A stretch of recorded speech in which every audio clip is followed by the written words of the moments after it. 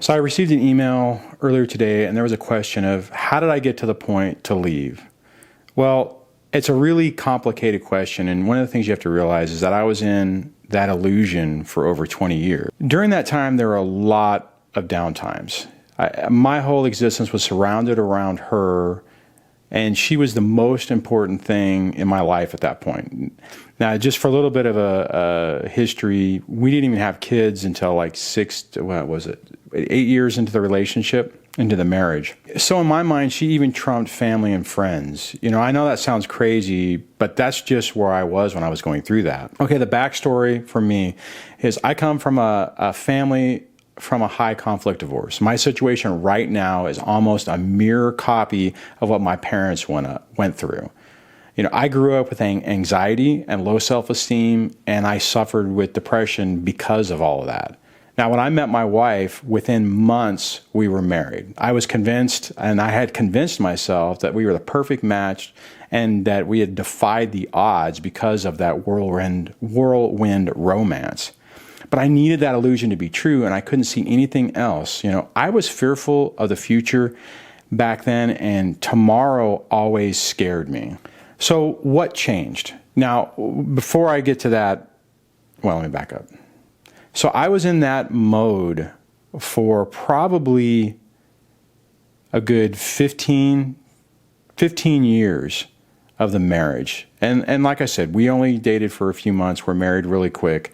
So there wasn't a lot of relationship before. We didn't know each other before. There wasn't any other history up until the time we met.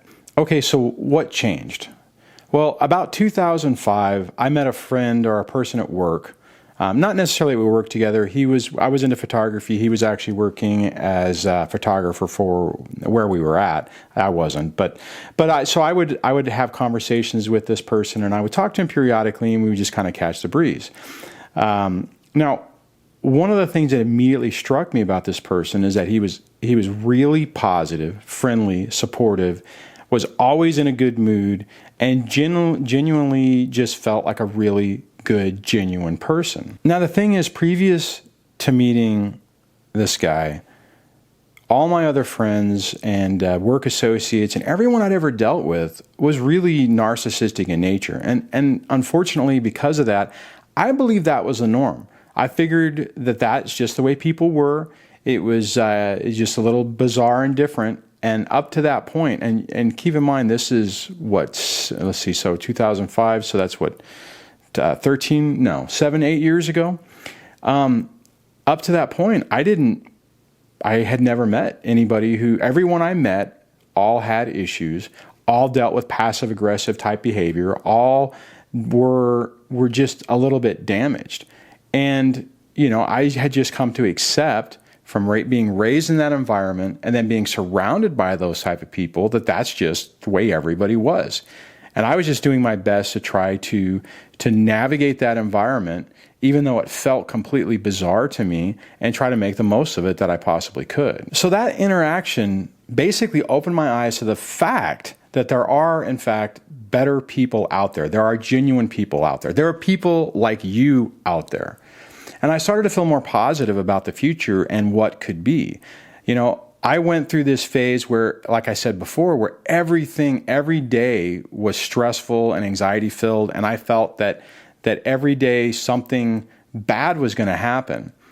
But as I started interacting with this different person, I started to realize that, you know, good things could happen. And I started to get excited again, like I used to be when I was a lot younger, before I got married, about what the future could be. So as a result of that, my anxiety and depression and low self-esteem really started to go away. And it was a really bizarre shift, because when I was in that mode, I felt good about everything. I felt good about the relationship, my marriage. I felt good about my kids. I felt good about work. I felt good about the future. And it was like every scenario that I would come up with that would previously scare me, like, oh, well, what happened if I lost my job? Well, that's okay, because I have a great family and I have great friends, you know, and I have opportunities, and everything seemed really positive. And as things started getting more positive, I started feeling even more positive. I started even feeling better. Okay, so you would think in that situation that things would get better, right? I mean, I'm no longer filled with anxiety. I'm not having anger issues and stuff like that. You would think that would be, what your spouse would want. They would want you to calm down. They would want you to be a little more positive. But that's not the case. So then you might be wondering, okay, so what happened next? Well, I was no longer controlled by my wife's emotions. She wasn't able to derail me the way she could in the past. I was happier and calmer, and I felt great about the future, about the family, our family, and just everything that I was excited about it. So the problem is that she was no longer able to control my emotions. She was no longer the master of whether I was happy or whether I felt positive or down, and it started to drive her crazy. Now her campaign, I guess, to undermine that was very subtle at first. It was just the normal passive aggressive stuff that I'd always lived through. And in the past, it actually would bring me down. But now I was feeling so positive about what the future was that I didn't let it bother me. And I didn't want to be that anxiety-filled, stressed person anymore. And I was taking active steps to not be that person anymore. So after months of that, she finally broke me again. And keep in mind that while this was going on, I'd been promoted into a new position. Things were going incredibly well at work. I was making huge gains, trying to change the entire structure. Actually, to be honest, I was working to try to take that narcissistic management style out of the situation, and I was actually getting some success on it. Things were really going well. But the systematic breakdown of her trying to get under my skin, to get me back to the person that I was or the way I was acting before, it finally worked. But this time, it was different. This time I was hopeful for the future. I still believed that I could be happy and that things would be different.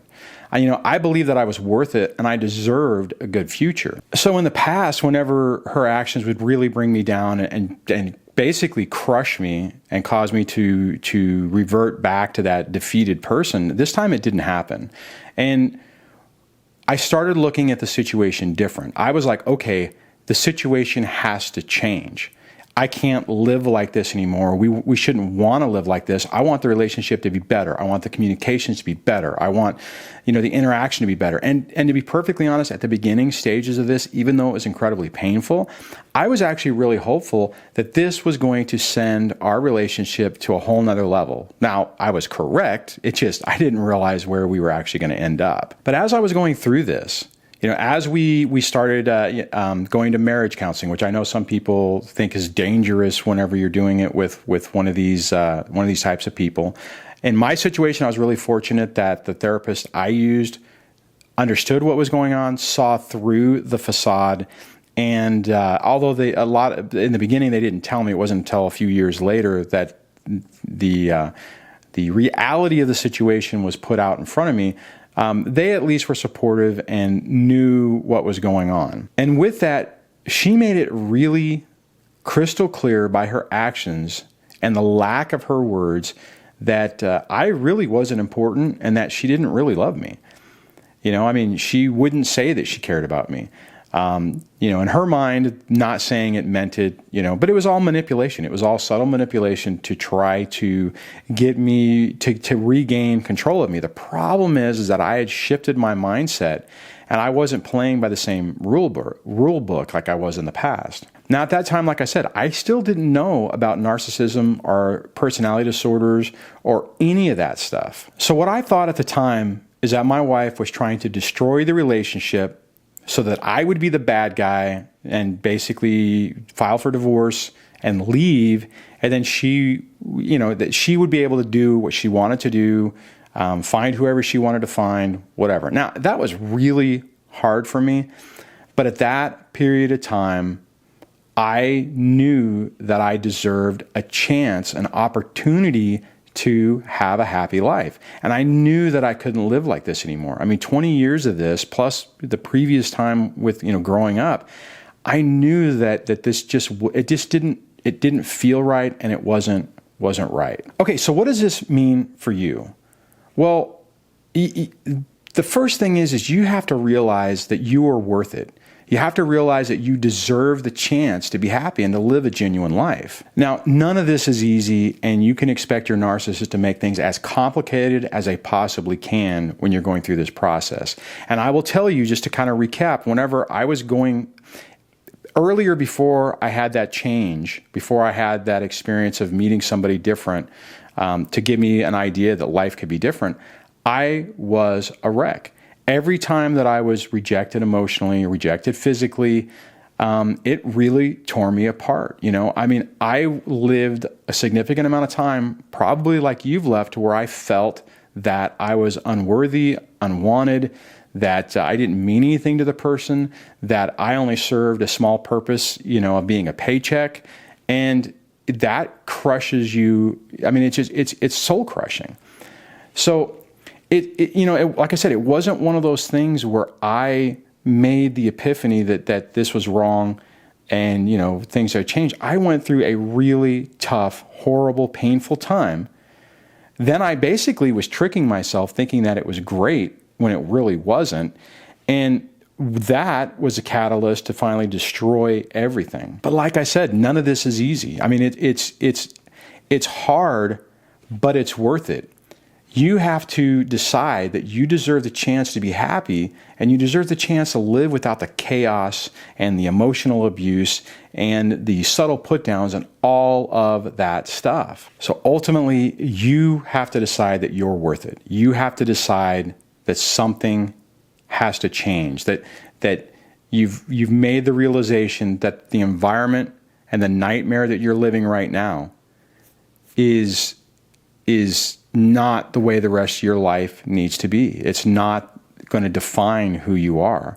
And ultimately, you have to believe and you have to decide that you're worth it. You're worth that fight. And it's hard. It is hard when you're in the middle of it. It's hard whenever you don't know where to go. It's hard whenever you're not sure how your finances are going to work or what what you're going to do. But I'm telling you guys, if you're in a situation where you're making a decision to stay in the environment you are, the abusive environment that you are, because you think it's easier, it's slowly killing you inside, right?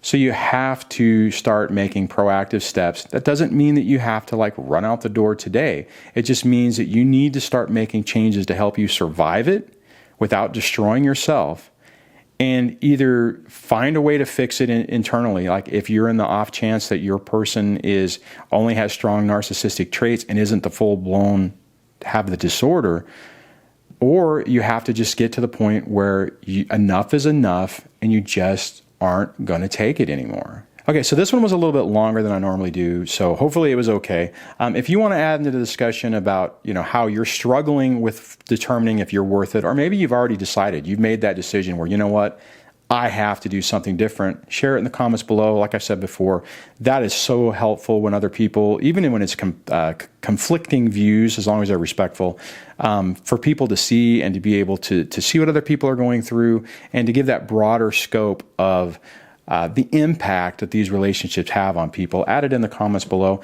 If you like this video, please give it a thumbs up. If you like the channel, please subscribe. And I will chat with you guys in the next video. So take care. Bye.